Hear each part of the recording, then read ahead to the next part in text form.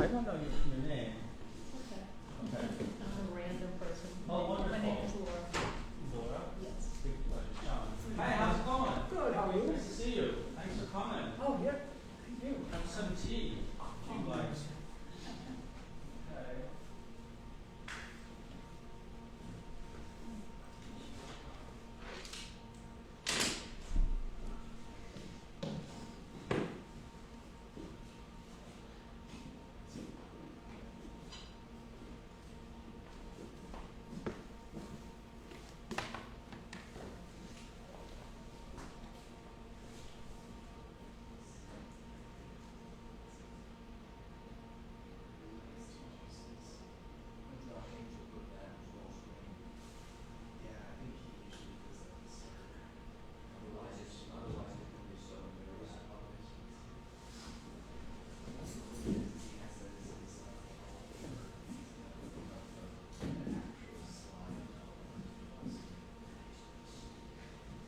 Oh, I'm sorry. What's in here? Old restrooms, Oh, that's it. I'm afraid nothing too good. Restrooms, offices, and, garbage and number with Does that. this seem okay? Yeah, we're good. Okay. All right. Brilliant. Okay.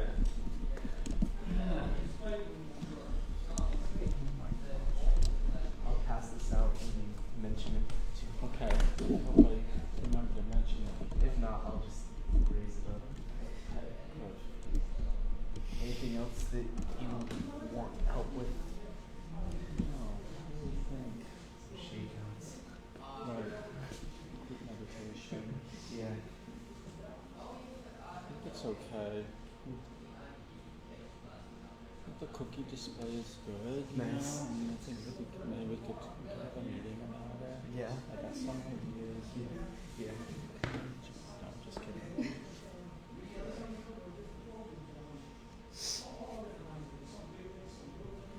Okay.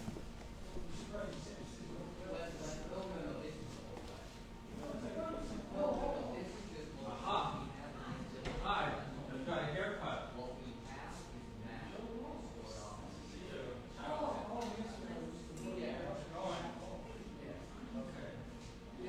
Did you meet Stephanie? Let me introduce you to Stephanie. This is Yuriko Novak from now Romania, but originally from Hungary. But Romania, Transylvania, teaches puppetry and is here on a Fulbright scholarship. Yeah. And are you here for how long? Until 15th February. Oh, good. So I have a time. Have you been to the No Morocco Museum? Yeah, no, probably not. No, he probably didn't tell you before that the Sarg exhibit closed. But yeah, it's a great museum in Massachusetts. So Anyways, I maybe you have could go to sometime. ask you for Sarah's, yeah. Yeah. Okay. Good. Yes. To set the interviews. Yes. Okay. Because Good. I'm running out of my time. Okay. When do you go back? In February. Okay. Okay. But Yeah. Let's make sure to talk. But it's Okay. Christmas and Yeah. January Yeah, yeah. I'm going to Chicago. Oh, right. For the festival. Yeah. Yeah, this Yeah. great chip festival. I will have a Okay. short time. Maybe performing in Chicago? No, I'm just, if I'm here, I want to see I try to see anything related to. That's wonderful. Yeah.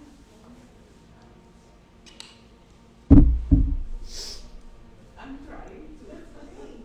And how are your teaching going? Teaching is going well? Now I'm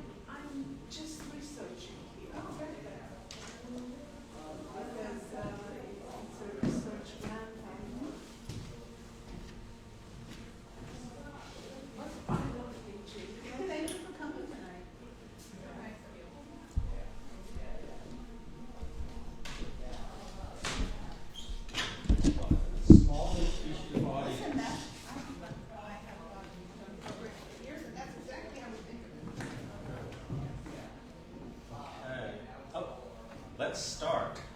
7 o'clock, we want to start promptly. I think we're going to start. We want to come in at 7 o'clock.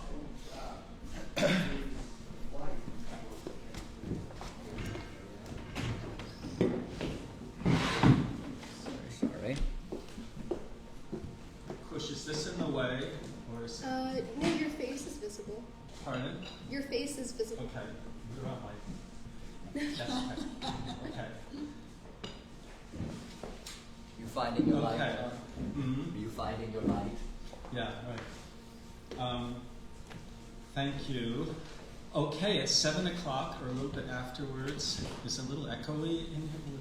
We're using the microphones in this small Ballard Institute performance space so we can connect with our Facebook Live audience for tonight's Fall 2023 Puppet Forum series, Tony Sarg, Genius at Play, with Stephanie Plunkett, our honored guest. Welcome, Stephanie. Thank you for having me. So, my name is John Bell. I'm the director of the Ballard Institute and Museum of Puppetry. My colleague Emily Wicks, manager of operations, is in New Orleans, and our other staff member, Anthony Solito, is in New York City performing a puppet show. Tonight, we are assisted by puppeteer Saul Ramirez, our Waring Fellow undergraduate assistant and a student in the Puppet Arts program, Khushbu Dulani, who's working the camera and the Facebook Live feed and works as a museum assistant here, and is also getting her BA in Applied Data Statistics with a concentration on public policy. Go, Khushbu. And also, when we had our celebration of the Performing Arts, gave me a beautiful henna design on my hand, which is very exciting. And out front at the front desk is Sarah Musabe, who's a sophomore pursuing a degree in marketing with a concentration in digital marketing and analytics. So we're here, though, for our small but appreciative audience for this last Puppet Forum of the season. The restrooms are out the door to your left, and the exits are, actually the best way to go is out the way you came in the front, because the bookstore is either closed or is closing. It's closed. Don't want to set off that alarm. There is a sign-up sheet. We ask you to sign the sign-up sheet, which Saul has in his hand, so we can tell people that people are coming here. And we hope if you're here, you have already had or will take a moment to look at our current exhibition, Tradition and Revolution in Indian Shadow Theatre, Shadow Puppetry, which is curated by Rahul Kunathara, 12th generation Indian shadow puppeteer from Kerala, who is also a grad student in comparative literature. Wonderful exhibit. It'll be up through December 18th, or actually the 17th, then it'll come down. The next exhibition will be going up in February, after the winter break and after the time it takes us to install it, and it'll be titled Taking Care Ballard Institute Puppets and Their Collectors. Our colleague, Dr. Jungmin Song, has been doing a lot of research in the archives in the Ballard Institute collections and looking at all the different puppets and the people who collected them and gave them to the Ballard Institute. So it's going to be super interesting. There'll be work by Frank Ballard, there'll be work from the Monteo family of Sicilian marionette performers in New York, and many other great things. Okay, so Tony Sarg, Genius at Play. We're really happy that Stephanie is here. She is the Deputy Director and Chief Curator of the Norman Rockwell Museum in Stockbridge, Massachusetts. So we should all go to that museum because it's so Love awesome. to have you. Love to have you. And there was this great exhibition for which this is the catalog, Tony Sarg, Genius at Play. Stephanie has a background in fine arts, with an MFA from the School of Visual Arts and in illustration. And she's the author of 2 American Library Association notable children's books and the curator of many exhibitions exploring the work of Norman Rockwell and the field of illustration, including, and now I wish I had seen all of these. The Unknown Hopper, Edward Hopper as illustrator, cool. Ice Age to the Digital Age, The 3D animation of Blue Sky Studios, Witness, The Art of Jerry Pinkney, William Steig, Love and Laughter. William Steig, an amazing artist, I know of. Ephemeral Beauty, Al Parker and the American Women's Magazine, 1940 to 1960. Lit Graphic, The World of the Graphic Novel. Building Books, The Art of David Macaulay, who does all these designs to describe different exciting things. And The Art of the New Yorker, 80 Years in the Vanguard. She began a professional career in the field of museum education and has previously held positions at the Brooklyn Museum, the Brooklyn Children's Museum, and the Heckscher Museum of Art in Huntington, New York, originally from Brooklyn, I believe, Yes. which is wonderful. And let's begin. The current exhibit you were telling me at the Norman Rockwell Museum is what? It's called Between Worlds, the Art and Design of Leo Leone. So that is an exhibition of a mid-century illustrator, graphic designer, who did, some of you might know his children's books, Swimmy, Frederick, wonderful artist. So that's on view right now. Thank you. I only came to the Rockwell Museum the first time a few months ago, and it's really quite wonderful and amazing. And Norman Rockwell is a painter who sort of sometimes is underrated somehow, although he was extremely popular and influential, and the museum does this wonderful job of exploring all of his work. Tony Sarg. So we lent some puppets from our collection that are by Tony Sarg, and the exhibition, and you can see all the different work here, included that. But one of the amazing things about Sarg is how, like many puppeteers, as we were talking about before, he had so many varied interests. And like many puppeteers, he was a graphic artist, which was, in fact, a lot of how he made his money, I think, how he made income. And also did a myriad of other things, which I'm sure you're going to explain. My entry into Sarg as a puppeteer is sort of always knowing him as this important early 20th century puppeteer. His puppet company was where Rufus and Margot Rose, who lived near New London, Connecticut, and a lot of whose puppets we have in our collection, where Rufus and Margot Rose met as puppeteers, then they got married and they started their own puppet company, doing some of the same productions Sarg did. So we know that. Also that he created the inflatable puppets for the Macy's Thanksgiving Day Parade, which to me is one of the signal innovations in modern puppetry in the world, and certainly in the United States. So he did that. And then he also did many other things that we're going to talk about. I guess if we get to some of my random musings, I think about him as an important figure in the development of puppet modernism, early 20th century puppetry, when people in the United States started to think about puppetry as an art form, right? And Sarg managed to connect with that world, but also create a model for a viable commercial puppet theater that folks like Bill Baird and later Jim Henson pursued. So how did you come to Tony Sarg, and what made you interested in him, and how did it end up that there's an exhibition in the museum? Well, thank you, John. First, I want to thank Dr. John Bell because he gave tremendous support to the exhibition. We had really amazing collections from the Ballard. And I think just to have your expertise in our catalog, John wrote the introduction to the catalog. And if you go online, there's really a terrific interview with John about Sarg. So you'll find that as well. He has tremendous depth of knowledge and contextual knowledge, which was really important. But the Norman Rockwell Museum is devoted to the art of illustration. So that is published art that is usually done on assignment.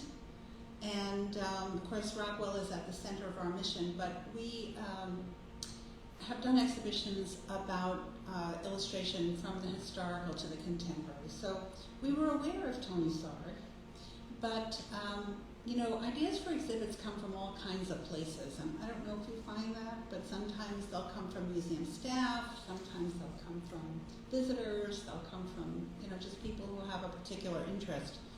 So one day I happened to be in Washington, D.C., giving a talk there about Rockwell at George Washington University, and one of their professors came up to me with a napkin.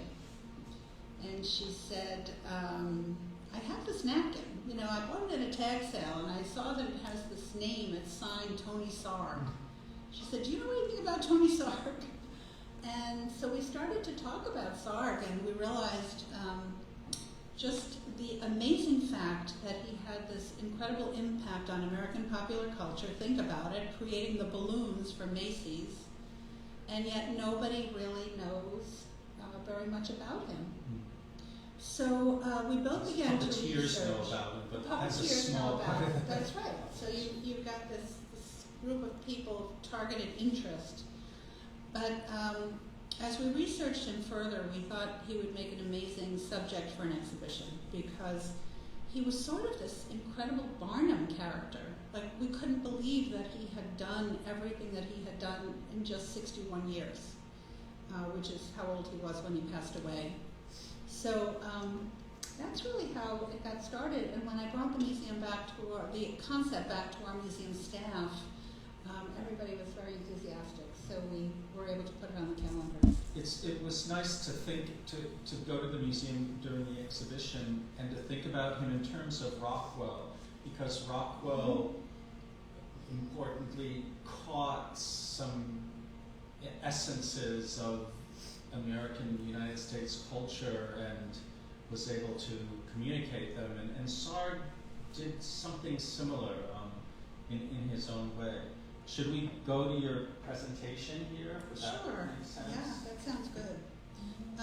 I will say that they were contemporaries. So for our younger visitors, do you know who Norman Rockwell was? Anybody? You do? Okay. So Rockwell, you know, of course, as we know, came to be probably the most famous 20th century American illustrator, but Sarg was about 14 years older than Rockwell, but they were contemporaries. And one of the examples I'm going to show you is a publication, American Magazine, where Rockwell was on the cover, Sarg was on the interior. You know, there was a lot of that kind of crossover. Okay. Thank you. So, thank you for a great introduction. So helpful. Kind of lengthy. I tend to go on. No, it's great. It's great. So here we are at the Norman Rockwell Museum. We're located in Stockbridge, Mass. And the reason we're there actually is because Rockwell lived there for his last 25 years. Rockwell was originally from New York City, but then gradually moved north. So we're fortunate to have a substantial collection of Rockwell artwork, but then about 25,000 works by other illustrators as well. So that has been really terrific. So here's our catalog, which you see there.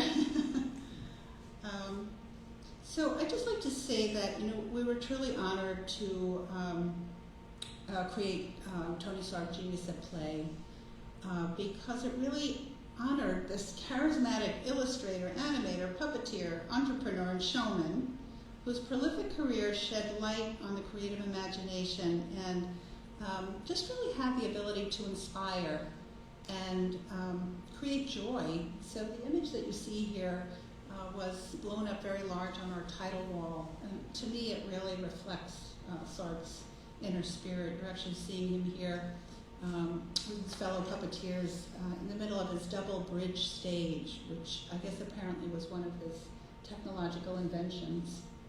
Yeah, unusual, I think. Unusual, yeah. So Sarg was a constant observer of human nature.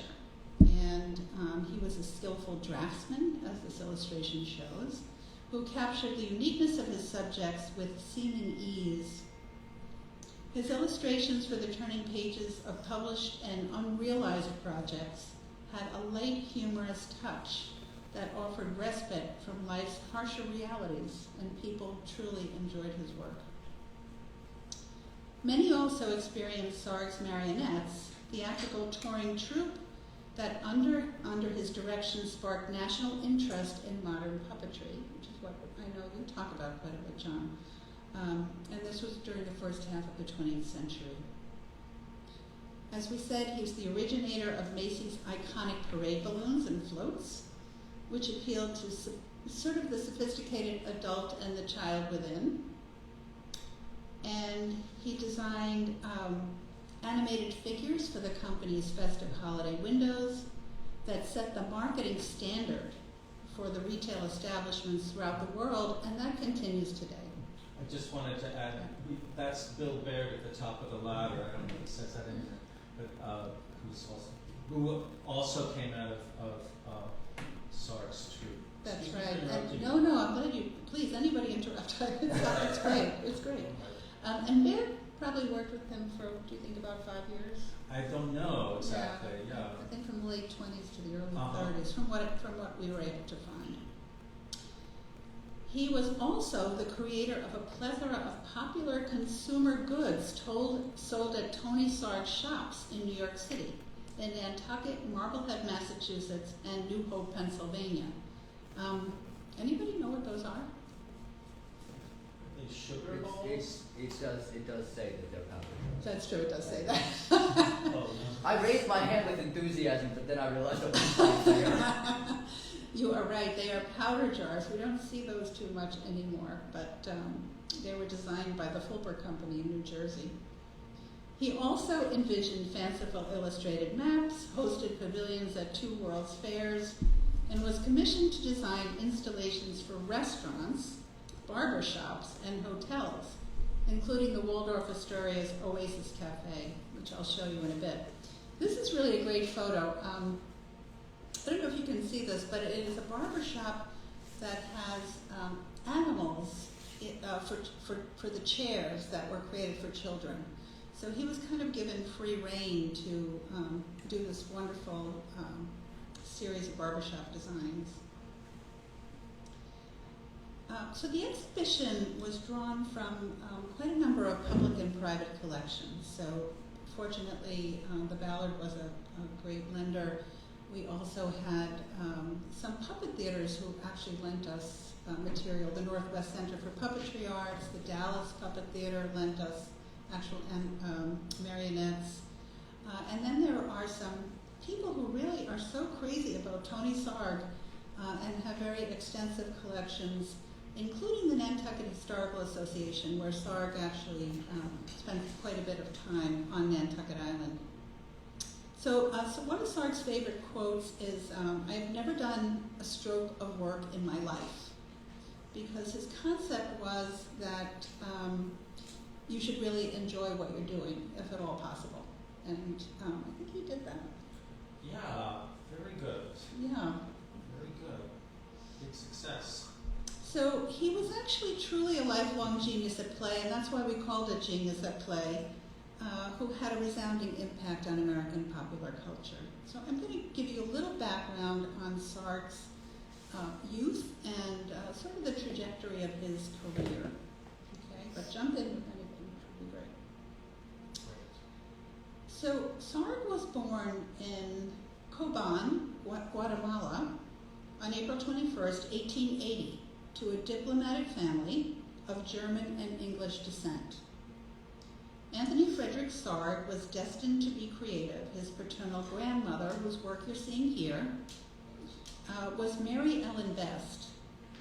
And she was a noted Victorian English watercolor painter during the Victorian era. But in addition to the fact that she was a painter, he was surrounded by her collection of puppets in his youth, which he actively played with, and who he became the inheritor of. So these were some of the earliest marionettes, apparently, that he was able to use and perform with. In 1887, after the families moved to Germany, Sarg entered a German military academy at the age of 7, and during his school years he developed a love of drawing. Now, he was really never formally trained. So what you're seeing here, actually I love this image of the soldier because it's actually an illustrated letter in German. And the soldier has just received a letter, and you can see that the postman is walking away in the background. So it's kind of fun.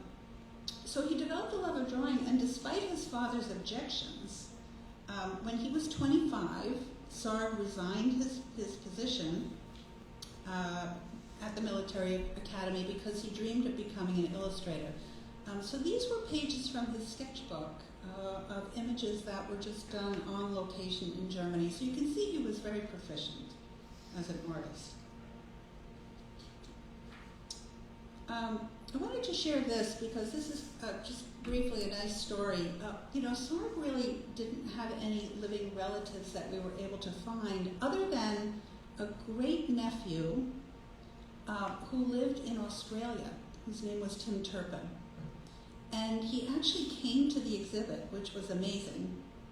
And he owned this beautiful watercolor. It's very small, maybe 4 by 6 inches. And he generously donated it to the Norman Rockwell Museum. So this is actually our only Tony Sarg in the art collection right now. Wow. Yeah, really nice. Amazing. So though, as I said, Sarg was self-trained, he possessed a keen wit and a natural ability to draw.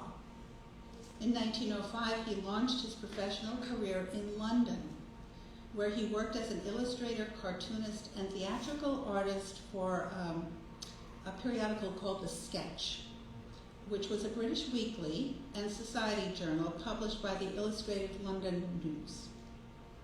So this would give you an idea of the kind of drawing that he was doing, very, literally sketchy, but humorous situations were very popular at the time.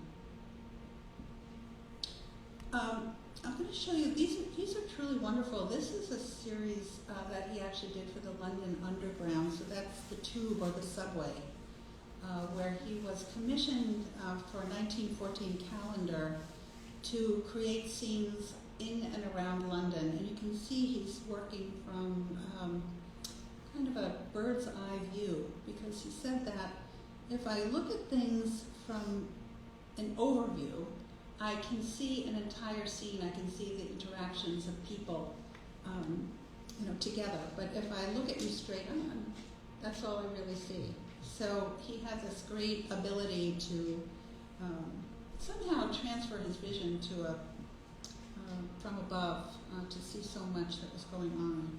It's interesting to me that this image and the one before, he's so obviously fascinated by people and what they're doing. Absolutely. And a lot of this, you're saying this makes me think I've seen a lot of his images that are full of people doing interesting things, and that's a very, very interesting artistic approach.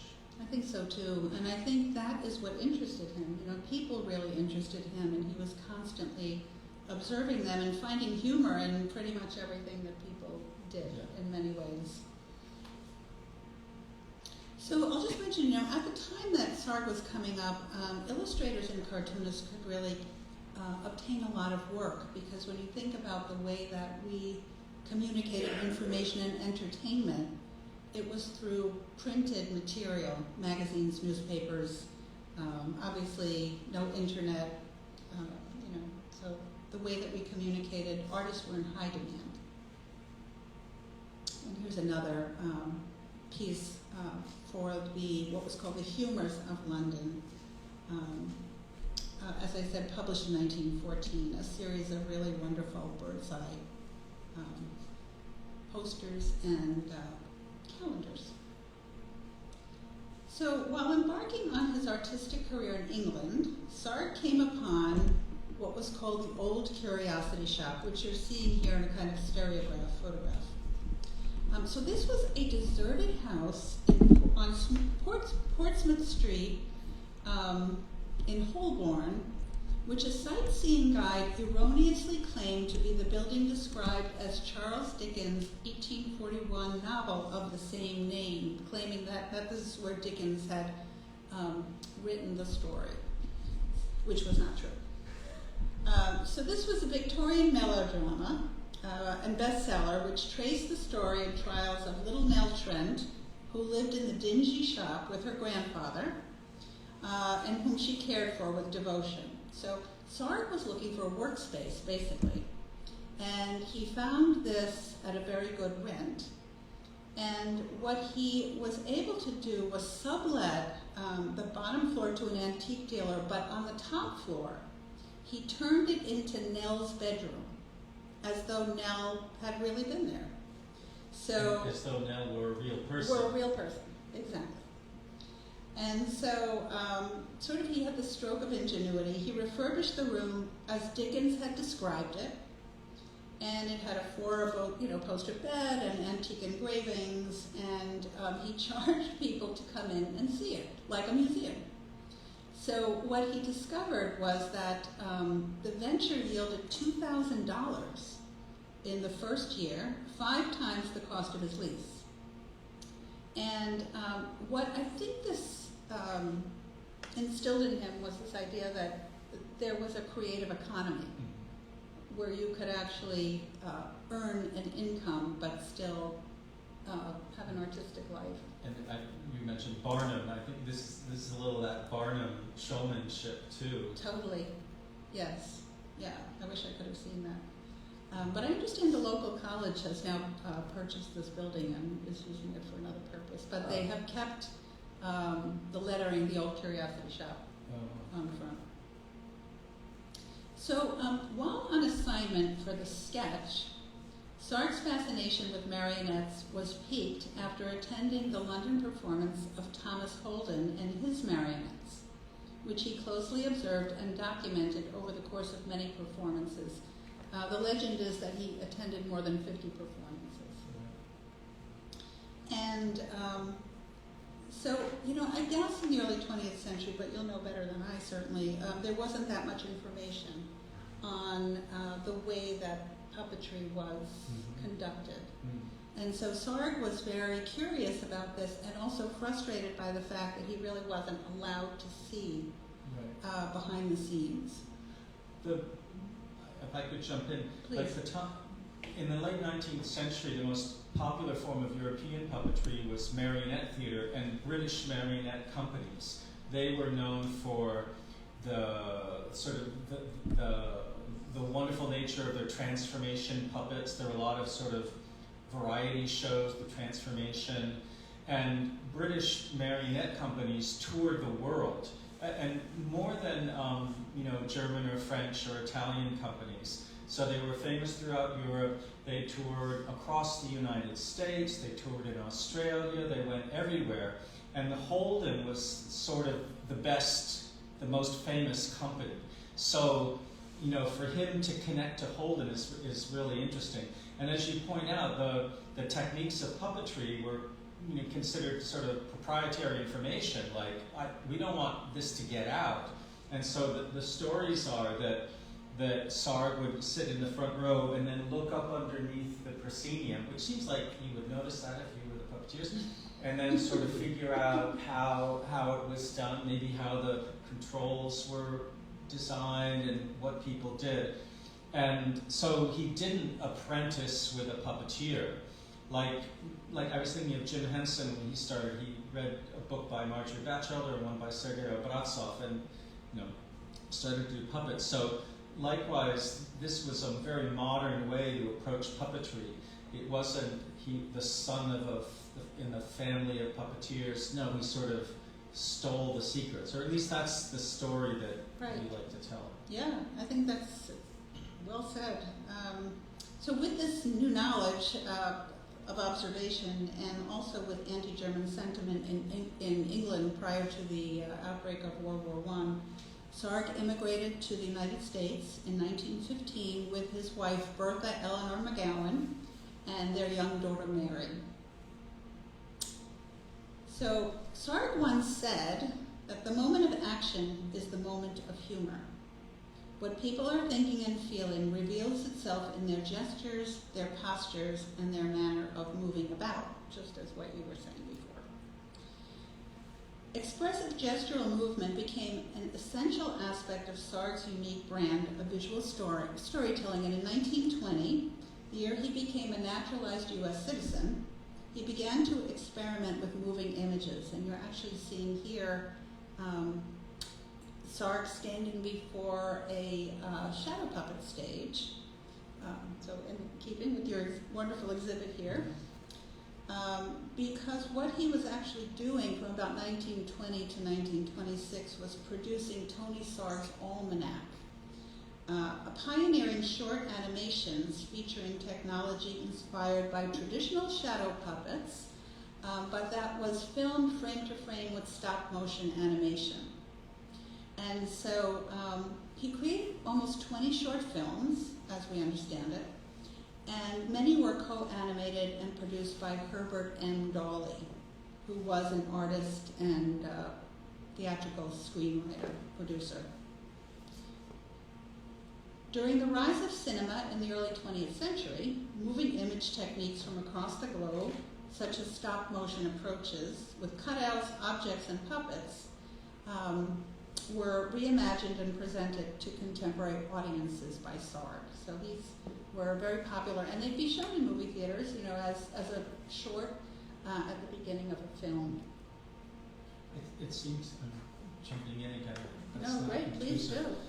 And maybe it's one of the articles in the catalog, but he was doing this at the time that Walt Disney was inventing his animation processes that, of course, went in a highly successful direction. That's right. And Disney was doing like cell animation, well, using artists who would draw a frame, then draw another frame, then draw another frame, and draw another frame, and then the animation was one frame after another of drawings. 24 frames a second. And Sarg said, well, wait a minute, I can, with shadow figures, I can go, you know, click, click, click, click. So just one person or a smaller group of people with the same puppet and just putting it in different positions because it's an articulated figure. And he saw this as a sort of alternative and a cheaper alternative to Disney's animation. So it was a new type of animation at the same time that Disney was inventing a new type of animation. And I think I saw a newspaper article from the Times talking about it in that way, like, oh, there's Disney, but there's Sarg. He's developed this new animation technique. So it's very savvy and innovative in that way. Definitely. Yeah, thank you for raising that really important connection. When Sarg arrived in New York in 1915, he was 35 years old, so he was already a pretty mature artist. Very hardworking, and he was described as having an extremely warm personality and a keen business sense. He established himself in the heart of the city and rented studio space in the famed Flatiron Building. So there it is, which was a 22-story structure then known as the Fuller Building. And it was full of people in publishing. So people had offices, they had studios, and it was a great place for him to make personal connections. So he really knew the importance of social networking. That was another aspect of Sarg's career, though it was not easy for him because he did claim to be shy. A lot of puppeteers are shy. That's why they use puppets. There you go. That wouldn't be you. So on one occasion, he hosted a party in his studio, and he was determined to make it unforgettable. And the way that he did it was that he surprised his guests with a marionette performance. And these were puppets that he had brought with him from England, and many that had been part of the collection of his grandmother. So he settled his family in Greenwich Village and created illustrations and puppetry plays in a studio and workshop occupying 2 floors of a small apartment building there. The Tony Sarg Company was founded in 1917 and mounted marionette performances at the neighborhood playhouse on Grant Street. It's not there anymore, is Yes, it Oh, it is there, is? and productions happen there. Our friend Basil Twist has done productions there. Yeah, it's there. That's great. Amazing. And also at such nice spots as the Roxy Theater near Times Square. In 1919, his marionette show, The Rose in the Ring, which you're seeing here, played on Broadway, and it was directed by acclaimed puppeteer and theater director Ellen Van Valkenburg. Recognizing the success of his marionette performances, he introduced both in New York with he introduced them in New York with assistance of skilled artists and craftspeople, including Charles Matt Searle, who oversaw productions for Tony Sarg's Marionettes, his national traveling troupe. And I think you see Searle right there. Yeah, in the middle of the glasses. Yeah. Yeah. Do you recognize anybody else? I always trying to see if Rufus or Margot Stewart's are there, but I don't recognize them. I'm sure there's experts who could recognize them. Like, I wonder if the woman with the beret over there kind of looks like Margot, but I'm not sure at all. Right. I wanted to jump in if I could Good. about Ellen Van Valkenburg because she and her husband Maurice Brown started the Chicago Little Theater in 1911, which was the beginning of the Little Theater movement in the United States, which was the idea that there'll be an art theater in the United States, not just commercial theater, which artists were sort of like, we don't have Shakespeare, we don't have Moliere, can we create an American art form for the theater?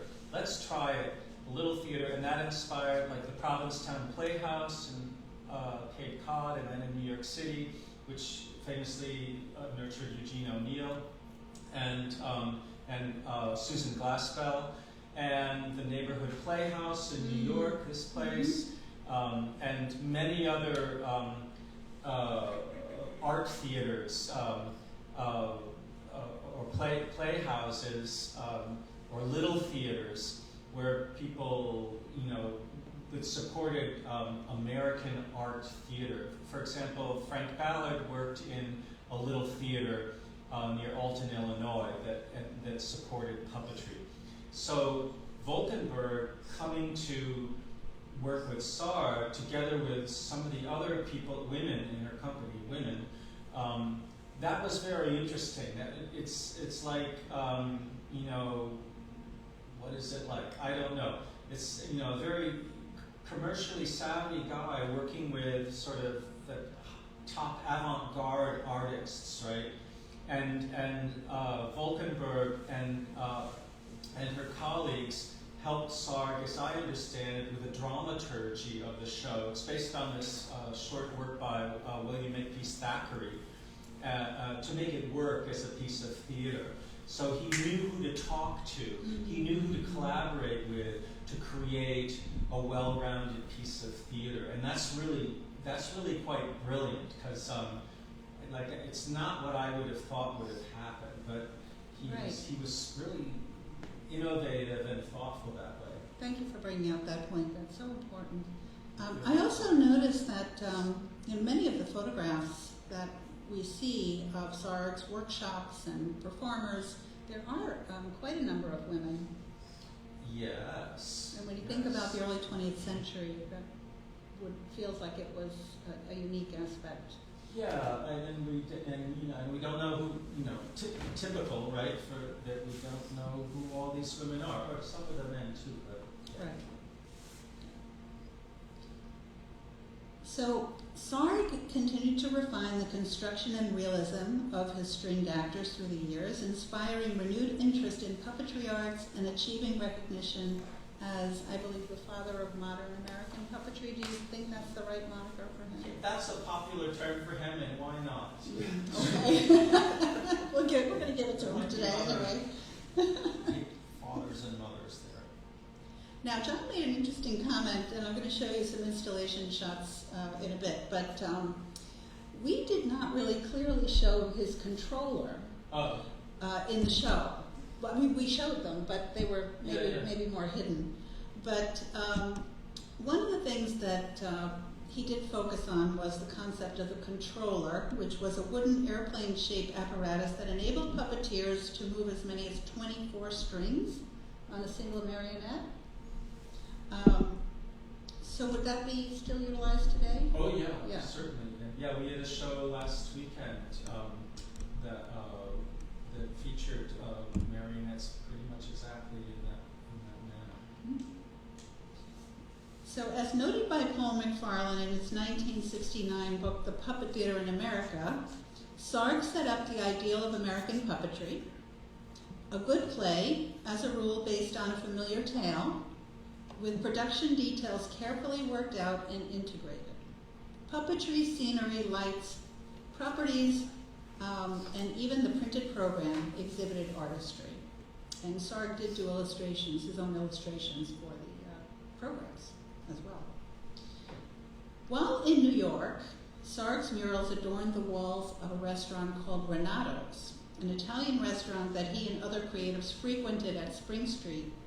Commissioned in 1922 when Soho was a working-class neighborhood bordering Greenwich Village. I have to just mention here, I got this fantastic call from somebody who just bought this building, the Renato's building. Wow. Yeah, so you can see it, there's a sign hanging there. Oh, right. Yeah, so that is Renato's, and the story is that they were renovating the house and they had read about the murals, and they were afraid that the murals might be behind some sheetrock. Wow.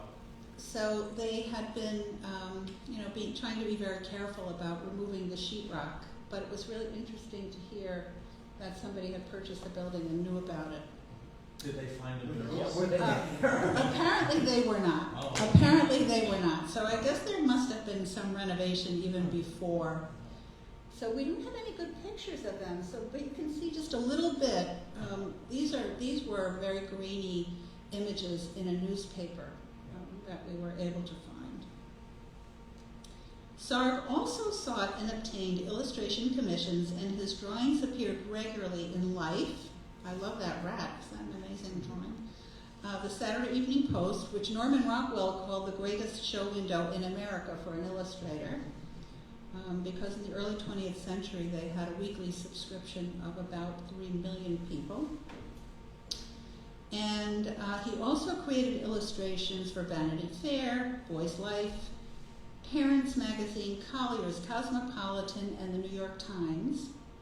And actually, in this July issue of American Magazine, there was a cover by the young Norman Rockwell, which you see there on your left, and a really wonderful animated series of drawings by Sarg on the interior.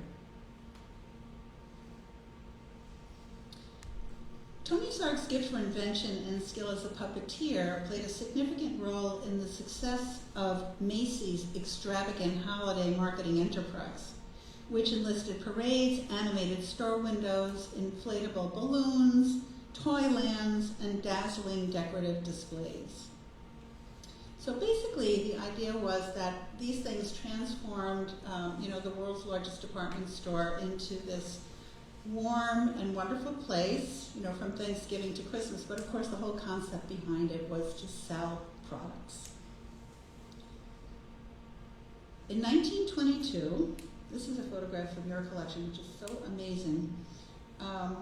When R.H. Macy and Company went public and acquired both competitors and regional branches, it was a time of prosperity in the United States. Sarg's career was thriving, and in advance of Macy's inaugural parade in 1924, he was commissioned to create the first of his animated holiday windows for the flagship store.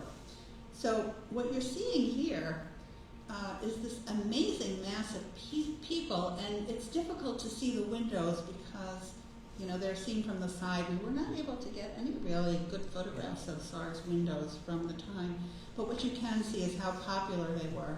It looks to me like there's maybe, because he did something similar for A&P World's Fair Pavilion. Maybe in each of those frames, I wonder if there's a puppet show or some animation in each of those frames in each of the windows, like a Yes. stage. Having read about them, it seems that there were a series of, animated puppet shows, and they were basically kind of classic stories. And this idea of puppeteers working in department stores, that's also very mainstream. Paul McFarlane did this a lot. I'm not sure about Baird, but many puppeteers designed store window displays. In fact, Celastic, which is a material that used to be used for puppets before the carcinogenic effects of it were known, was also used for display windows. And puppeteers would design the display windows. Oftentimes, very often, they would perform puppet shows, especially during the holidays, in the department stores as a way to draw on people. And Sarg did graphic designs for advertisements for Macy's. So it's sort of natural that they would bring him in to design the parades. But this world of puppetry moving into department store stuff is really interesting. Yeah. And if I could just add another thing, in the Macy's parades, according to one source I read, for the Thanksgiving Day parades, they were thinking in part of the fact that a lot of their workers in the department store were immigrants from Europe who were familiar with seasonal parades with giant puppets and floats. So to a certain extent, an idea was to recreate that or to do an American version of that. Mm-hmm. So I guess what interested me is the connection to that tradition of holiday puppet performances in the street. Mm-hmm. Thank you for Which that. he That's took to a wonderful different level, of course, and background. completely reinvented for modern American culture. So, at 9 a.m. on November 27, 1924, Macy's first parade set out from the intersection of 145th Street and Convent Avenue along a 6-mile route from Harlem to Herald Square. Spectators who stood rows deep to enjoy what they called the Marathon of Mirth were easily able to view the entirety of the presentation, which only spanned 2 city blocks at that time. But what's interesting is that the initial parade had live animals from the Bronx Zoo who were paraded either just through the streets or there was a line of elephants, for one thing, and some were in cages, but the animals started becoming surly, and it actually was frightening the children, apparently. So the parade was so popular that the company basically promised to do one the next year, but they had to think about how not to do it with live animals. Interesting. Yeah. It seems to me also, I keep interrupting you. No, I'm no, sorry. please do. It's great. This is like, it's also following in line with circus parades, Mhm. like Ringling Brothers and other circuses, when they came to a town, they would do a big parade and they have special floats and they'd have horses and elephants and stuff and people in costumes and bands. So I'm thinking that Yes. this was connecting with that existing tradition as well. in a It had smart to have way. been. Thank you for pointing that out. That's really interesting. So Sarg basically came up with this idea of, a series of large-scale characters. This one is actually the first. It's Felix the Cat, which was at the time one of the most recognized cartoon characters in history. It was created by animators Pat Sullivan and Otto Messmer.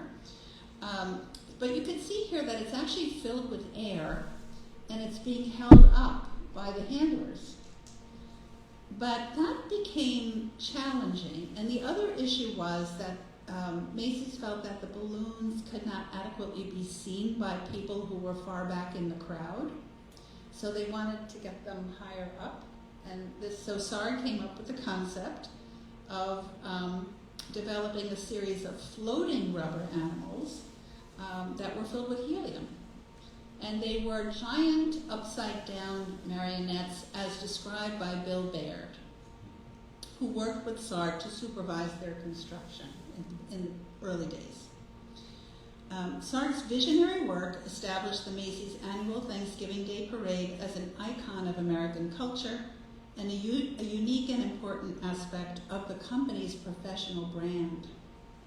He achieved celebrity status for this work, and then was really sought out by many other companies, some of which were also doing parades, like in Boston. Okay. Yeah, Filene's and other companies, but also the thing that happened was he became a kind of a trusted presence. And this happened to Rockwell too. You know, that sort of there's this level of fame where the American public believed that anything that that artist was associated with was of quality. So, please. One of the things that fascinates me about Sarg's designs for the inflatables, and now as you notice in the more recent Thanksgiving Day parades, they can do more shapes, but he's working a lot with spheres and cones and cylinders and putting them together to make, Mickey Mouse, and in a really interesting way. And it actually reminds me a bit of the German Bauhaus designs, another avant-garde sculpture, which is also interested in the geometry of shape and using pure shape and putting, like in Oscar Schlemmer's costumes for like triadic ballet or something, spheres and cones and, tubes. But also at this time, farther downtown, for the May Day parades by the Communist Party and the Socialist Party, they're doing giant puppet sculptures and floats, and people like the Mexican artist David Siqueiros, who was a radical like many of the Mexican artists. He was in New York designing not as big as this, but big floats, and a young Jackson Pollock participated in making a giant float. So there's a parade culture going on that on the one hand is like Macy's, and then on the other hand is the radical political parades. Wow, it's fascinating. Thank you. So, not a person to think small, Sarg applied his talents to a series of high-profile projects that served as a unique showcase for his work in the 20s and 30s.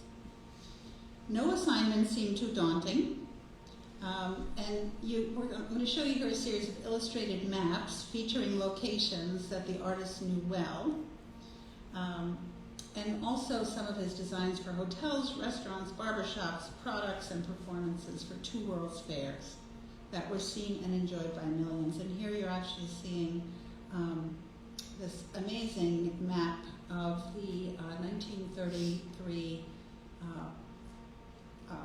World's Fair, and that was held in Chicago. So you're seeing the shore of Lake Michigan there and many of the installations along the shore. I love the way it's so functional, like it's so practical. You can use this. You can use it, exactly. And yet there's all these wonderful vignettes, some of them which are kind of fun jokes. You're not seeing it here, but, actually you are. In that second cartouche there, you see somebody sitting in a chair with a blanket, and that's because they have World's Fair feet. Just like the exhaustion of walking around all day.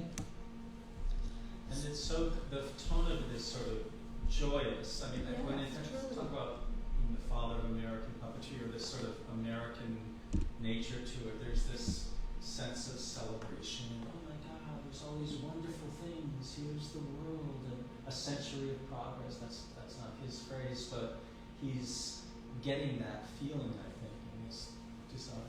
Very much so. And it's incredible that he's able to really grasp the overview of everything that is actually happening, to be able to document that graphically. Sarg's colorful hand-drawn maps served as both wayfinding devices and historical records of moments in time.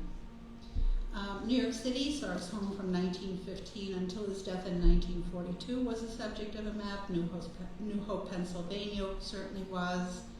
And this is actually a map of Nantucket, Massachusetts, where he spent summers, basically from 1921 until his death in 1942.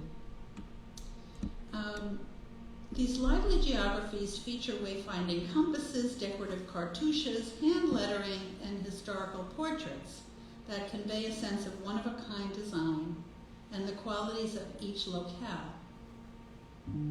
In the midst of the Great Depression, Sarg also expressed unyielding optimism in his bright illustrated maps for not only the Century of Progress, which we just saw, the 1933 map, but also the 1939 New York World's Fair in Flushing Meadows, Corona Park, Queens.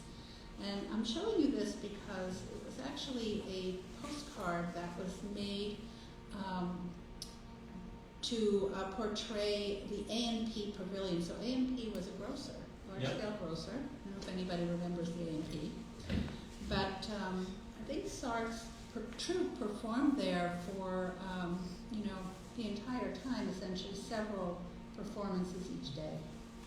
My understanding is that round building had a rotating stage, like a turntable stage, so the next show could rotate in and be performed after the previous one, so that the puppeteers were working a lot, so they could work all day, or the shows could be presented all day long. And I think we have photographs that were given to us of an A&P Pavilion, I think at the 39 World's Fair in New York, so if I'm not mistaken, so I don't know if the same idea, or I'll have to look into that. Yeah. But we have those photographs. Oh, that would be great to see. Yeah, somehow I didn't see those, but I'd love to. Sorry. I'd love to. No, I'm sorry. We go back and do that. We need to do the show again. But so this was the official World's Fair pictorial map from 1939. And interestingly, Sarg spent basically his own money to produce these materials, which he felt would be very popular with the public as souvenirs. So this was the cover of a map that had 6 maps inside of it. So you can see that these really were different areas of the fair that he was portraying, and all extremely elaborate. But my favorite is this map, which pulled out of a cane. So it was a novelty that he designed and had produced. That's amazing. Amazing, yes, amazing. Sarg's work was an integral part of notable architectural projects as well. His painting of the cosmos, a deep blue sky studded with planets and stars, is all that remains of the murals created for the Grand Central Theater in Grand Central Terminal. So we got to go there and take pictures of these, which was fun. That's cool. So the problem is, though, that they're now in a liquor store. So they're across from Track 17, and the store is called Central Cellars. But the owner was very excited because we put these photographs in the catalog. Oh, great. And he does have people who somehow know about Sarg and come to see them, which is fun. Is there more than this one? or- No, that's it. That's it. That's all that's left. Yeah. Great. Yeah. How much was there originally for their, that's all that was? Actually, so there was a movie theater, and he had done decoration on all of the walls and ceilings of that theater. So that is unfortunately all that remains. I know, isn't that terrible? At least we got this. In 1931, the new Waldorf Astoria Hotel featured 2,000 elegant guest rooms, restaurants, and ballrooms, and Sarg was invited to contribute decor. Tony Sarg's Oasis, decorated with tipsy animals on murals and on aprons and napkins and linens to match, was a popular New York gathering place. So I want to touch a little bit upon Nantucket, briefly, because Tony Sarg and his wife Bertha, as I said, summered there with their daughter Mary. And the island quickly became, sort of a favorite summer scene. At the time that Sarg began going there, it was really becoming an artist community. It had come out of some hard times. It had been a whaling town, and sort of became more built up as a vacation town and a place where artists could go.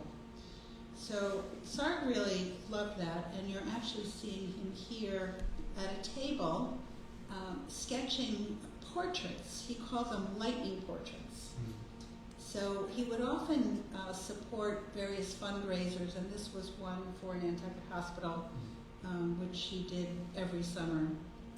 But in addition, Sarg actually had a very popular shop on the island, and he designed his own commercial products for that shop. So this would be an example of a band box. This is a storage box where he would create these lithographic panels that could be recreated. He was a genius in this way too, where he would be reusing designs in various formats. And then those panels would be affixed to a box. He had a little bit of an assembly line there on the island.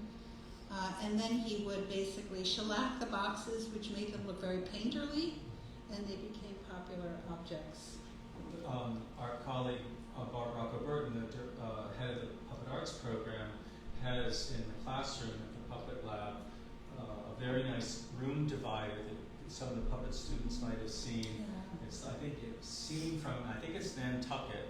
Maybe I'm wrong, but I think it was. I yeah, remember but seeing like it. room dividers and Mhm. boxes Exactly. and napkins That's and right. aprons. Like Textiles, all kinds of things. Yeah. puppeteers are often we're trying to sell merch, Yeah. like T-shirts. We still are. We still are. and he was sort of on another level with all of this. Absolutely. I mean, we had in the exhibition some fabric swatches that he had done with major fabric companies, various designs. Fabric design. Amazing. So Sarg was a prankster at heart, and he staged the ultimate hoax when his Nantucket sea monster made its way to South Beach to the delight of all. So the excitement began in early August that year when fisherman Bill Manville rushed to the office of the Enquirer and Mirror claiming he had seen a giant green sea monster which reared its head several times off the starboard bow before turning seaward. And you can see here, he is examining the footprints of the sea monster. Why a sea monster would have footprints, I don't know, but they created quite a stir.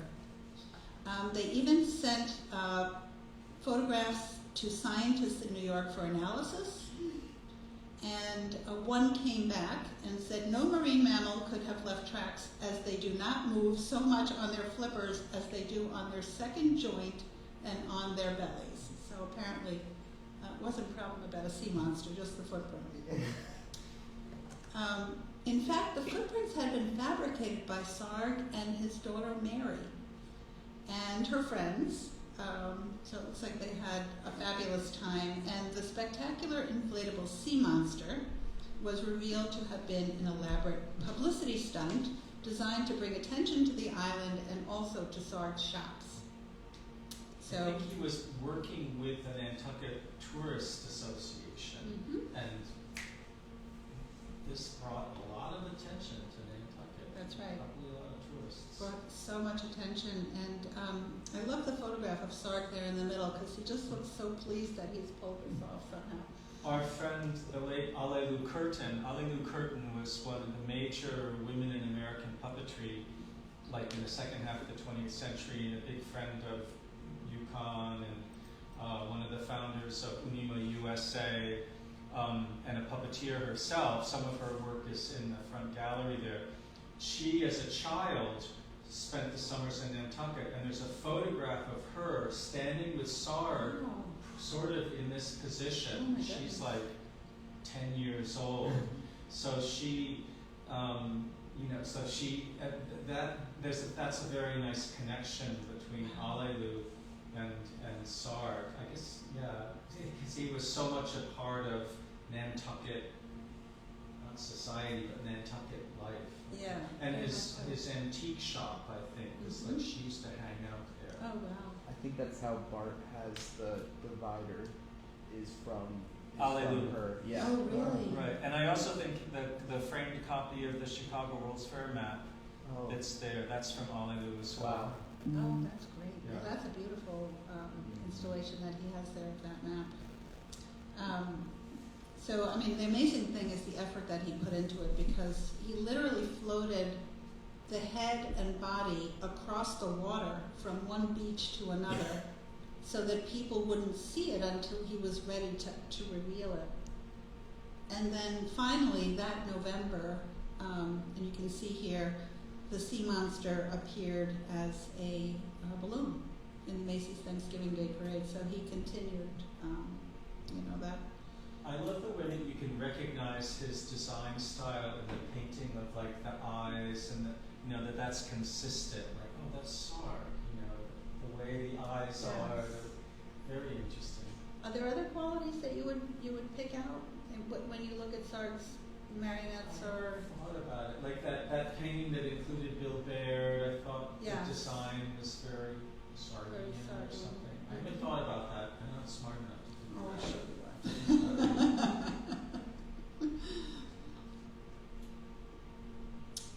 So, with a penchant for interchangeable and reproducible design, Sarg ingeniously marketed his creations and shared his vision by circulating his art on whimsical commercial products, which really became the stuff of popular culture. So you're seeing here, this is a set of writing paper that was produced by the Crane Company, which actually is located in Massachusetts and made paper for money for a long time. Decorative decoupage storage boxes, clocks, ceramics, furnishings, wallpapers, just as you said before, all these things reflected a prevailing taste for Americana, nostalgia, and romanticized view of white colonial culture during the first half of the 20th century. Illustrated puzzles, games, playing cards, and toy marionettes and puppet stages designed by Sarg and distributed by commercial partners were all part of this amazing commercial enterprise. By the late 1920s, Sarg had become a true celebrity, and his name, likeness, and marionettes were eagerly employed to promote many products, including those by R.J. Reynolds, Shenley, which was a liquor company, the National Biscuit Company, and Gillette. So here you're seeing an ad for Gillette, in which he did do a cartoon about how important it was to be clean shaven. I know he's termed the famous marionette king. Yes. So Right, amazing. And then using the same photograph of him, we have this advertisement for Goodrich. So it says Tony Sarg, famous illustrator. So he manages his image in a very interesting way. absolutely. And I was thinking, like, with later with Andy Warhol embraces pop art, and that's really revolutionary or different. And then Sarg this is pop art in Very the much so. 20s and 30s. Very much so. Yes. I was just going to say, it also looks like I don't know, this is conjecture, but he might have had a standard headshot or something, because those two are the same picture. I think Right. you're One on the probably right is exactly different right. cropped. I think you're exactly right. I think that he must have liked that photograph of himself. Yeah, it looks very polished, doesn't it? It sure does. Mm-hmm. In 1934, the New York-based Madame Alexander Doll Company, founded in 1923 by Beatrice Alexander, invited Sarg to partner in creating a line of marionettes inspired by his work. That year, 11 plays and 35 marionettes were advertised, inspired by such classic tales as Alice in Wonderland, Red Riding Hood, Hansel and Gretel, and the Three Wishes. And this was a circus troupe that he called the Tingley Circus. So you're actually seeing an ad there on the left, and the various plays that were produced at that time. And I think, did you have this stage in the exhibition?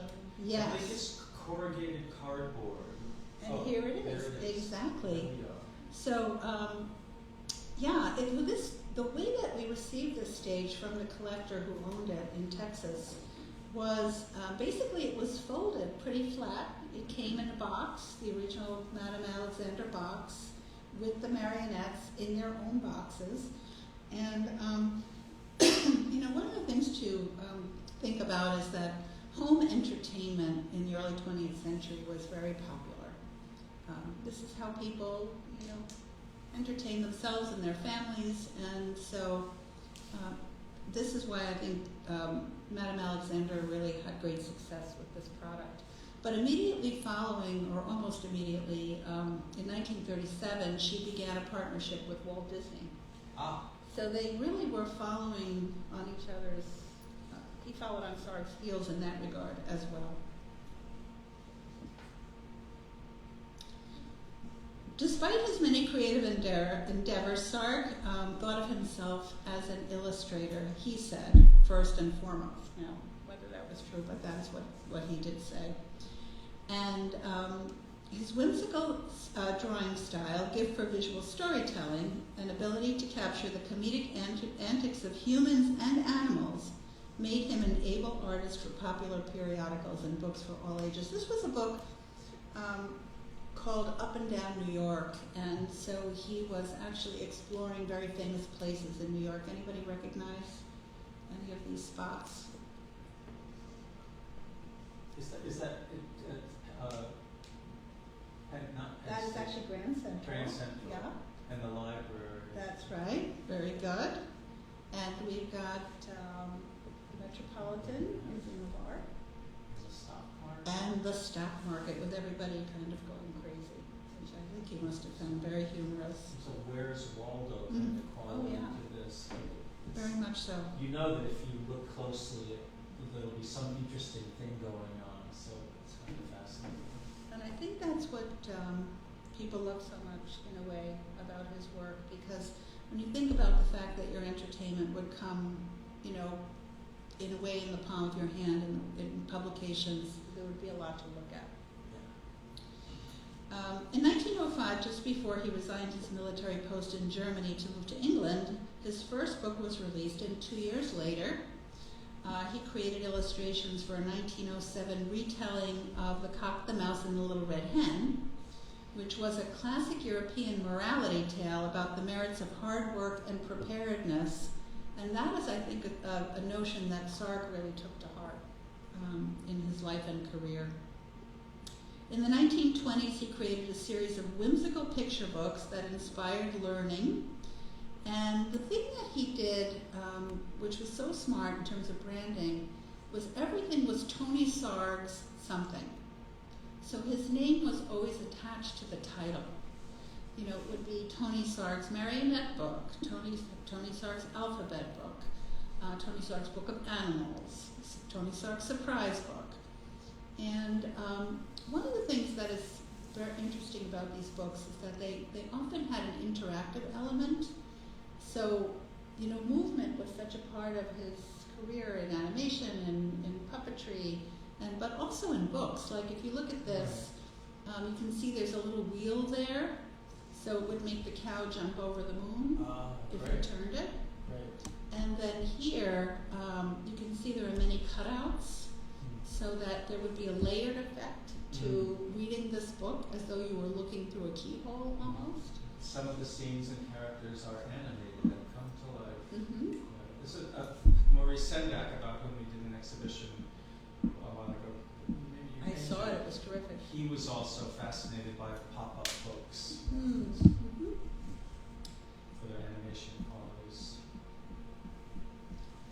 So this might actually have been his tour de force. This was a book called Tony Sarg's Book for Children ages 6 to 60, which was dedicated to his daughter Mary. He often used this term ages 6 to 60, like as a tagline for things. I don't know what happens to after 60, but he seemed to want to give this impression that his work was really for all ages.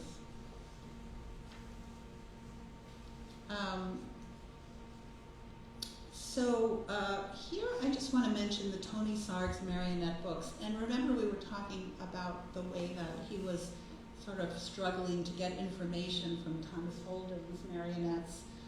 But he became extremely generous in sharing what he knew with the public. So in 1921, he published the Tony Sarg Marionette Book, which featured drawings and diagrams describing exactly how marionettes and play theaters could be constructed at home. In addition to background on the artist and his beloved toy collection, the book shared the tricks of the trade and the history of puppetry in other world cultures. So he was really trying to broaden the knowledge. But he also taught summer courses. You probably are aware of that. Oh yeah, Yeah. Through Columbia University Mhm. Teachers College, and Mhm. in the summer, and he taught. Those were very important. There's an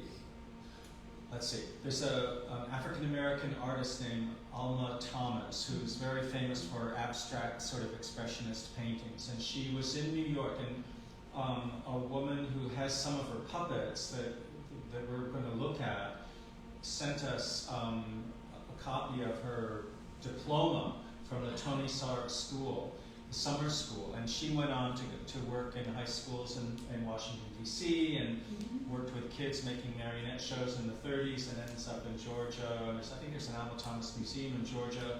But so she studied with Sarg. I think it was Sarg's school, because I think he didn't, he didn't teach the classes himself. Actually, after the first year of the Tony Sarg Marionette Company, he didn't tour anymore with the company. It was Matt Searle who organized it all, and all the different puppeteers we know. But so he was brilliant in farming things out. But another puppeteer who studied with him was Cora Belpré, who's considered to be the founder of Puerto Rican puppetry. And she was a librarian in New York City who took Sarg's course and started doing puppet shows in the libraries, especially for Puerto Rican kids, and doing Puerto Rican stories like Perez and Martinez. She was a centerpiece of our Hecho en Puerto Rico Puerto Rican puppetry exhibit here. So that's very important what he did, and I think Yes. I just saw this thing of Alma Thomas a couple of days ago, and it's another way. It's not well known, but that was super important. His educational work with Columbia University. Yeah. We need another exhibit to talk about all these Clearly. these amazing connections. A prolific explorer of multiple facets of applied art and design, Sarg was an astute entrepreneur who made his mark on American popular culture by combining artistry and skill with his showmanship, canny innovation, and a keen desire to engage the public. A sought-after illustrator of books and periodicals for 4 decades, he popularized on a grand scale and elevated it as popularized puppetry on a grand scale and elevated it as a theatrical art in the United States. In addition to his groundbreaking work as originator of the Macy's Parade, which we've discussed, he created marionette productions, animations, instructional books and articles, vocational courses, and widely circulated toy puppet theaters. His unselfish desire to motivate, educate, and mentor others had an impact, and I think this is just such a wonderful quality about him, as I have found. So you're seeing Margot Skewis Rose here, and Bill Baird on the right, who's actually constructing a puppet, I believe in one of Sarg's workshops. Hundreds of puppeteers, as we've just been discussing, sculptors, woodcarvers and carpenters, scenic painters, costumers, and touring crews worked to bring Sarg's productions to life. Bill Baird, Remo Bufano, Sue Hastings, Hazel Rollins, Margot and Rufus Rose, and Lillian Owen Thompson honed their crafts as members of Sarg's troupe before venturing into successful careers of their own. I'll just mention that in 1936, Sarg accepted, when he was about 60 years old, accepted the honor of, no, I guess he was a little bit younger than that, accepted the honor of speaking at the first American Puppet Festival held in Detroit, Michigan, and in 1940, on the occasion of his 60th birthday.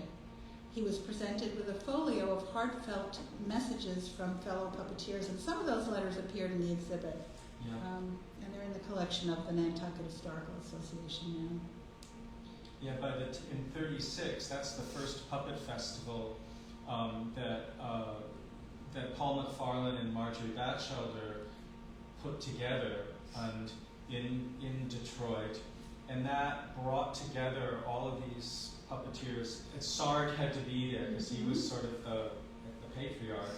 And then who was it from England? And I don't know.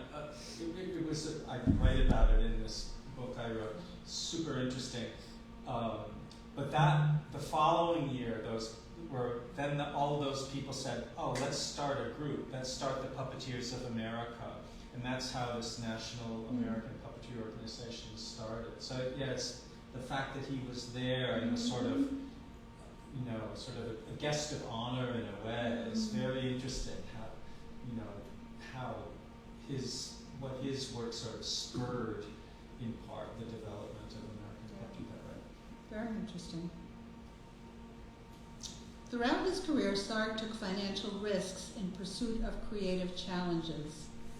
After launching Robin Hood, his final marionette production in 1939, he declared bankruptcy, and his puppets were sold or distributed as a means of settling his debts.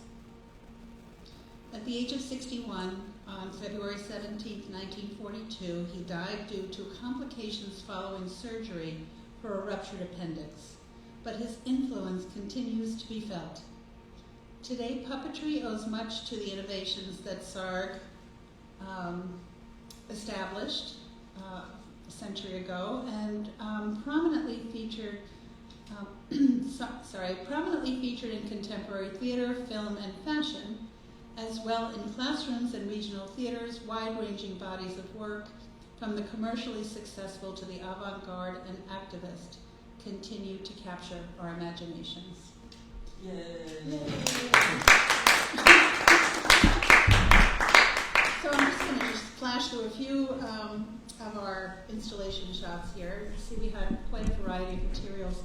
And these case fronts, these kind of decorative elements, were created by Carl Sprague, who's actually the designer for the Wes Anderson movies. He's a theatrical. And who did a puppet forum here about his work. He also has a marionette company in the back of at his house, a separate building where he has a marionette company. Yes. And this Wes Anderson work is really amazing. It's another multivalent puppet artist. Exactly. So here are some marionettes that we had from private collections. These are actually all from the Center for Northwest Puppetry Arts. A whole series of marionettes from Robin Hood on the right-hand side. And then there's a couple from Alice in Wonderland on the left. And Connecticut Yankee and King Arthur's Court, and I think there's one from the Arabian Nights on the end.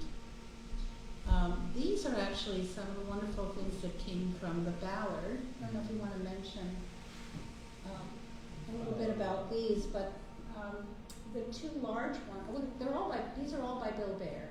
Right.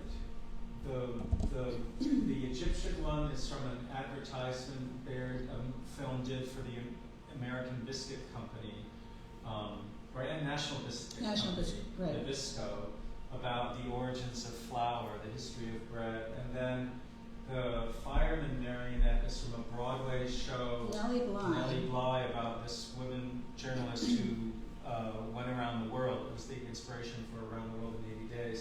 And then the puppets on the left are from Jerry Pulls the Strings, which was made for the American Can Company about the history of coffee. And actually in our workshop, we did an exhibition called Puppets Through the Lens, and there's a set photo of Bill Baird and his first wife, Rufus and Margot Rose, and Martin and Olga Stevens, these sort of like 6 amazing puppeteers, all worked on that film.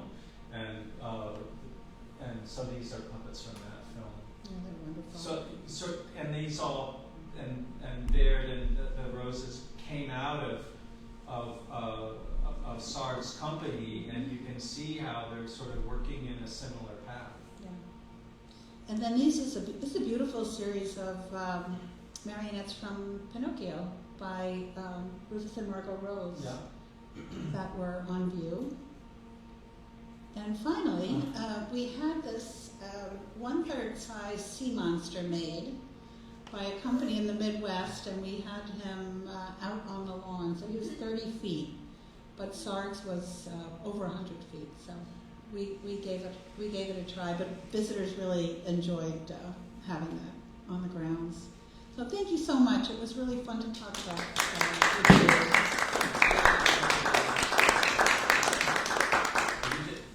Did you have the? There's a part of our collection is from the what is it? The American Paper Company in Troy, New York, and it's a box in which you get 4 rolls of toilet paper. And when you took the rolls of toilet paper out, you could turn the box into a puppet stage, a toy theater stage. And the version we have has Little Red Riding Hood in it, but it has his name on it. But it's kind of brilliant. Oh, it's so smart. It's We should have put a picture of that in, and for sure. Advertising. It's in the catalog if you want to take a look at it. Yeah, but it's also like a way that, hundreds or thousands of homes can have a puppet theater in them. Mm-hmm. So very interesting. We have time for some questions from the audience, and are there people online that have questions too? So Kush, you No could- questions so far, but people. No questions, so we could ask people online to answer questions, and yes, Will. I have to go through this Rosetta Stone and find where I put it, because I ran out of room and then just put everything into one big blob. One thing that I think is pretty interesting about both Sarg and Norman Rockwell is they were, these creative geniuses who had such a profound impact on the perception of American culture, but they were both dismissed as commercial artists, technically professional artists, but commercial artists. And Sarg, the first show was The Rose and the Ring, which was, in comparison to the others, very artsy and much less commercial, and it pretty famously didn't do too well. Was there something equivalent that Norman Rockwell did prior to that was, prior to the magazine covers and the calendars and everything that was much less? That's a very astute point that you make, because of course in the early 20th century, mid-20th century, the fine and applied arts were completely separate. And abstract expressionism was really the art of the nation and the world. And there were many vocal critics who literally called Rockwell out specifically for being sentimental and lowbrow. So interestingly, I think Rockwell always thought of himself as a visual storyteller. And but he did actually in the 30s go to Europe and experiment. He claims to have experimented with modernism.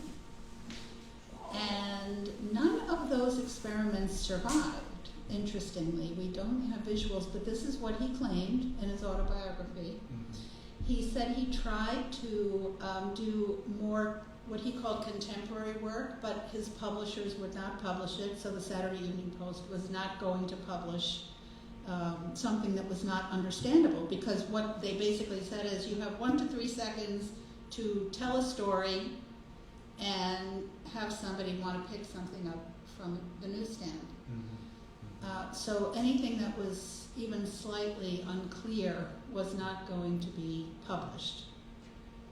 But he claims that after that experiment, what he came to realize was that he really was, a narrative artist at heart, and he kind of got back to the business of doing illustration. And I think Good question. the definitions of modern art from the 30s or in the late 20th century might have been somewhat narrow. Like this is modern art. One could say this is modern art. That's true. In different ways, and I was thinking about the designs of his inflatables in terms of something like Bauhaus, very modern avant-garde art in Germany. But one of the big things about important aspect of Bauhaus was making commercially successful work. So lamps and chairs and buildings, you know, they wasn't just stuff to put in a gallery on a wall or in a little avant-garde theater. It was practical products. Mhm. So in a way, Sarg is doing that in his own particular manner. Other questions? Yes. I just want to say, I really enjoyed the program.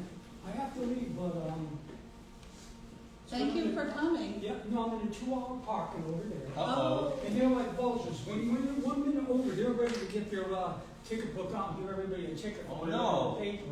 Because I'm afraid to go in the garage. There's a bar, and I'm not gonna take a chance that thing comes down on my car.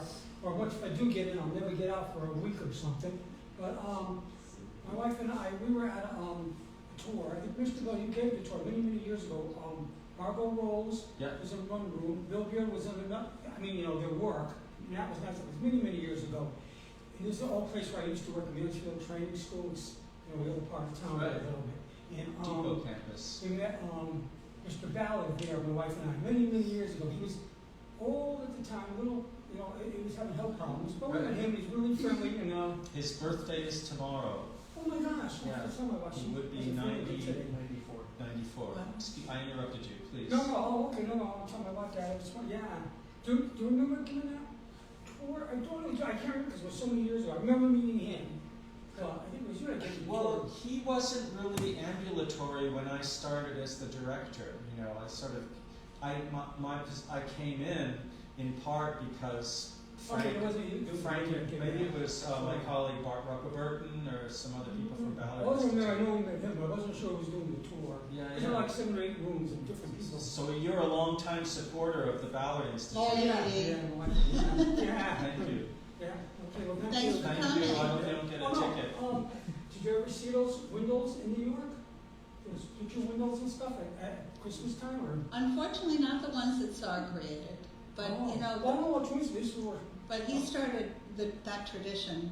because we went, when we were kids, my mom, my sister and I, we used to see them, not just in Macy's, but all, Yeah, sure. all of them, the stores, Shop, or whatever, where a million of them all have a picture windows like that. I remember when my wife went, they had it, so I don't know if they still have it. It's been several years since we went, but we used to have nice, unbelievable displays, in each of the windows. Yeah, and, the museum, we haven't been there in a while, the Rockwell Museum, Oh, that was good, nice. good. Everything since COVID, we haven't been anywhere. We're just afraid. That's why I have a mask. But, so it's been over 3 years we've been anywhere. But we used to go. We'll probably go again once we feel a little more comfortable. Good. Great. Yeah. Okay. Thank you. Bye-bye. Bye-bye, thank you so much. Sure. Yes. So I know we were talking a bit about Yes. it earlier, but with you know, it being Tony's work being before social media, internet, Yeah.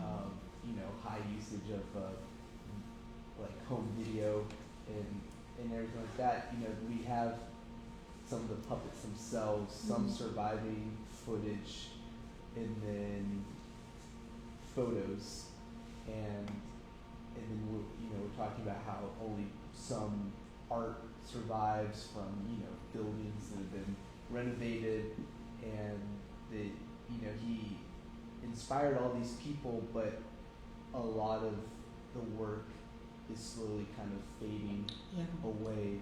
And I was wondering if you have like a take on how these people's legacies can continue to not only just stay, but maybe continue to grow in other ways with the lack of material that we really have on them.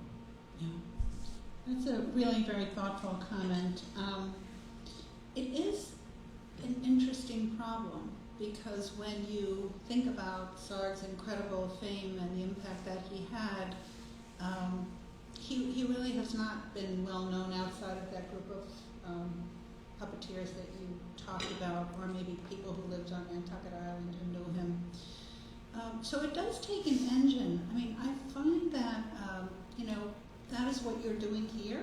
you are spreading the word, you are preserving the material, number one, because those objects that you have in the collection will be preserved for generations to come. So scholars and interested people will continue to study them and hopefully make them available. You've done a beautiful job of doing that. And so, for example, an institution like ours who wanted to do an exhibition, we were able to borrow things that we would not otherwise have been able to show. So that it becomes extremely important. But I do think that museums play a unique role in preserving history, honestly, and preserving information about people and subjects that would never come to light otherwise. And I think that's been the great joy for me personally, to help to bring someone like this forward, who everyone knew in the past, but maybe now with the publication. And I think publishing, putting information online, just as what you're going to do tomorrow with Ballard for his birthday, these are all important ways that we can all work together to preserve the information and the artists. I think that also that in addition to the material objects, you quoted Paul McFarlane talking about how Sarg, for Paul McFarlane, it created the model for the modern American puppet show, which is marionettes is what he was thinking of. And that continued with Rufus and Margot Rose and the Bairds and all those other people who work with Sarg, and sort of continues now, like the traveling marionette show, that's artistically integral. That's part of that great work, and also the Macy's parade. One thing I noticed, with Sarg's Macy's balloons, he was able to make his own designs to a certain extent, like the sea monster, where you can see, that looks like Sarg. And now it's like it's SpongeBob, or it's connected to an anime character. It's a different world, but that's part of Sarg's legacy as well. So I think that's a really interesting question. I saw on YouTube or online a video of the end of one of the 1930s parades, because at the beginning, with the helium, they used to let go of some of the parade, and this is footage of, I forget what animal it is, like if it's a sea monster, but it's flying up. It's pretty amazing. Yes. And it just went into the air. And if you found it, you would get a prize. But they stopped doing it when one of them collided with a plane that was trying to catch it. Didn't crash somehow. Right. And another one was pierced by a skyscraper. I mean, the thought that they would have released. Can you imagine looking up and seeing that descend? Right. Yes. Did you have a question? Yeah, Harley. This may be more clearly displayed in an exhibit with all of his artwork, but it seems like he didn't really have a particular style other than maybe like the above shots and maybe his marionettes. Do you find that he had particular pockets of time in his life where he would focus on one particular style and then he would dabble in something else, or was he doing everything all the time? That's a great question. So one of the things that he said was that he liked doing lighthearted drawings. And what he meant by that was not the type of painting that Norman Rockwell did. So Norman Rockwell was an illustrator who did very serious oil paintings. But he loved this idea of the sketch. The gesture that could be captured quickly. And that is the thing that I do see, through most of his illustration work, whether it's, in a publication or on some kind of an object or fabric.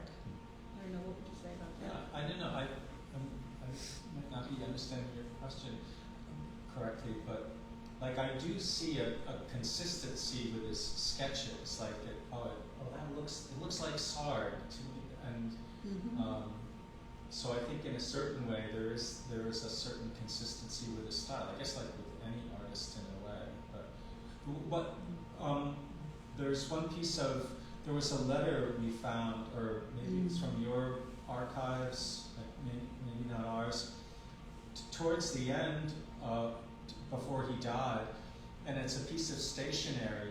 It has Tony Sarg, and it has like 5 or 6 or more different addresses. Yes, They're that's all yours, the different, yeah. Mhm. all the different offices he had in all in New York except one in Nantucket. So he had all of these different Yes. operations going on. You know, this, which really makes me think of Henson in a way, just the way Henson was able to oversee or inspire all these different activities going on. And you know, when you're thinking about all the different things he did, I don't know, it just struck me that was kind of amazing, you know, because some people just have one address and all this work was spread out. I don't think that's answering your question. Hard to imagine how you kept track of it all, that's for sure. We're getting close to the end, but are there any questions from the audience? Okay, yes, Mr. Lewis. Sorry, I came back for another cookie. You know, when he filed for bankruptcy and the puppets were scattered to the winds, Mhm. you know, I always understood that was sort of it, but I know that, you know, Sue Hastings got some, that a lot of people in the company took them for Yes, that's you my know, understanding. compensation. But I recall reading something years ago in a puppetry journal about them finding a cache of his figures at the summer home in Nantucket. Is that, I might be making this up, that might Wow, you know, I don't know, unfortunately. Do you have any idea? No, I don't Yeah. know about that. We're gonna have to research that a little bit, but where are those puppets exactly? Yeah. Well, there's an unlabeled, totally unmarked, there's one at the Bob Baker Marionette Theater that is not final, not to throw them under the bus, but it's in a box on a shelf that they didn't know was there. Oh, wow. And there's another figure from, and it's an early one, there's another figure from Robin Hood at the National Public Library that is also just sort of hanging there, not labeled, Oh, my goodness. which they. I could see how that might happen, you know, that people would just not be aware of what they have and certainly not know who created it, so. Good. Thank you for that. This has been a wonderful, for me, and maybe for Me you, too. wonderful exploration of Tony Sarg's work, important puppeteer, the father of American puppetry. Maybe there were some mothers and other fathers, but I really appreciate you and your colleagues' contributions to